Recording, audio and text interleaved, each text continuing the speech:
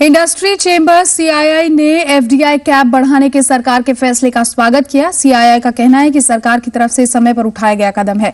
हालांकि सीआईआई के पूर्व प्रेसिडेंट आदि गोदरेज का कहना है कि सरकार को ये कदम काफी पहले उठा लेना चाहिए था। हमारे साथ खुद पूर्व सीआईआई प्रेसिडेंट आदि गोदरेज मौजूद हैं। आइए उनसे सीधा बात करते हैं। सर, बहुत बहुत स्वागत है आपका जी बिजनेस पर। क्या सरकार ने एफडीआई पर देर से कदम उठाया है, क्या सोचते हैं आप इस पर?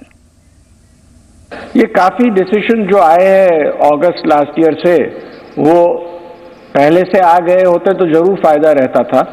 शायद जीडीपी ग्रोथ जो कम हुई थी पिछले साल में वो ना होती थी, और मैं समझता हूँ बट ये बेटर लेट देन नेवर की दिशा में देखना चाहिए। अब भी आएगा तो शायद आते महीनों में, आते सालों में इसका फायदा रहेगा। जी, सरकार अर्थव्यवस्था को बढ़ावा देने के लिए तमाम उपाय घोषित कर रही है, लेकिन प्रस्ताव आने पर फैसले लेते वक्त वो पीछे रह जाती है। कितनी जरूरत है कि घोषणाओं को अमली जामा पहनाने के लिए डिसीजन मेकिंग प्रोसेस तेज किया जाए? हाँ, इम्प्लीमेंटेशन जल्द करने की बहुत जरूरत है। अपने देश में काफी स्लो डाउन रहा है, और मैं समझता हूँ जनरली कल फाइनेंस मिनिस्टर ने कहा था, सीआईआई में भी हम कह रहे हैं कि ease of doing business India में बढ़ाना चाहिए। बिजनेस के लिए काफ़ी मुश्किलें आ रही है, डिसीशंस स्लो रहे हैं। ईज ऑफ डूइंग बिजनेस जो हम बढ़ाएं तो बहुत फायदा रहेगा, और इंटरनेशनल परसेप्शन बढ़ाना चाहिए।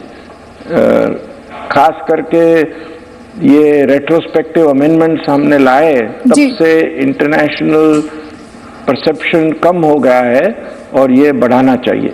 ये जो हम अच्छी तरह कर पाएंगे तो मैं समझता हूं कि इकोनॉमी वापस ट्रैक पे आ सकती है। सर, आरबीआई ने हाल ही में रुपए की गिरावट रोकने के लिए कुछ कदम घोषित किए। अब 30 जुलाई की पॉलिसी से ब्याज दरों में कटौती की संभावनाएं हैं? रेट कट की उम्मीद तो अब कम है, लेकिन रेट कट की बहुत ज़रूरत है। खास करके कल जो रुपी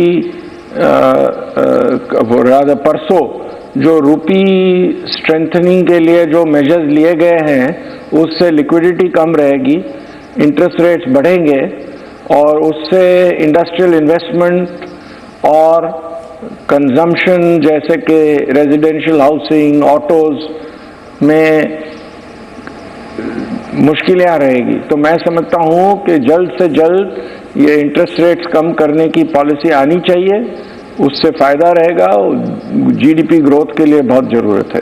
मिस्टर गोदरेज, सरकार पिछले कई महीनों से सुधार लागू करने की बातें कर रही है। किस तरह से इंडस्ट्रियलिस्ट का कॉन्फिडेंस बढ़ा है और कंज्यूमर सेंटिमेंट कैसे दिख रहे हैं आपको?